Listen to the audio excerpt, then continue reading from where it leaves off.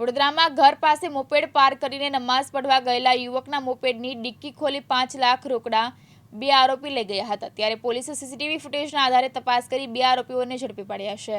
યાકુતપુરા દાઉદ શહીદ ચોકમાં રહેતો જિયાદુદ્દીન સિરાજુદ્દીન સૈયદ તેના બનેવીની પાદરા જાસપુર રોડ પર આવેલી સ્ક્રેપની દુકાનમાં નોકરી કરે છે।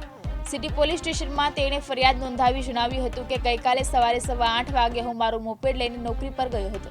4:15 વાગે મારા બનેવીએ મને કહ્યું હતું કે મારે સ્ક્રેપના રૂપિયા સાધના ટોકીઝની ગલીમાં શ્રી ગણેશ નામની આંગડિયા પેઢીમાં આવેલા છે, તે રૂપિયા લઈને મારા ઘરે આપી દેશો, જેથી હું મારું મોપેડ લઈને પાદરાથી વડોદરા શ્રી ગણેશ આંગડિયા પેઢી સાંજના 5 વાગે આવ્યો। મારા બનેવી સાથે વાત કરાવ્યા બાદ આંગડિયા પેઢીવાળાએ મને 8.61 લાખ રૂપિયા રોકડા આપ્યા હતા। તે રૂપિયા પ્લાસ્ટિકની થેલીમાં મૂકીને તે થેલી મોપેડની ડિક્કીમાં મૂકી હતી।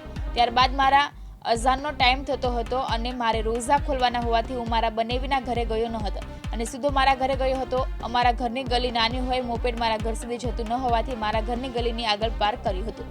રૂપિયા ભરેલી થેલી ડિક્કીમાં જ રાખીને નમાઝ પઢવા ગયો હતો। નમાઝ પઢીને 20 મિનિટ પછી પાછો આવ્યો અને ડિક્કી ખોલી મારા ચશ્મા અને ટોપી મૂકવા જતાં રૂપિયાની થેલી ખુલ્લી જણાઈ હતી। તેમાંથી 2.5 લાખના 2 બંડલ ઓછા હતા। ડીસીબી પોલીસે મળેલી માહિતીના આધારે વસીમ ખાન, યુસુફ ખાન પઠાણ તથા મોહમ્મદ હુસેન અરશદભાઈ મિર્ઝાને ઝડપી પાડી 4.31 લાખ કબજે કર્યા છે।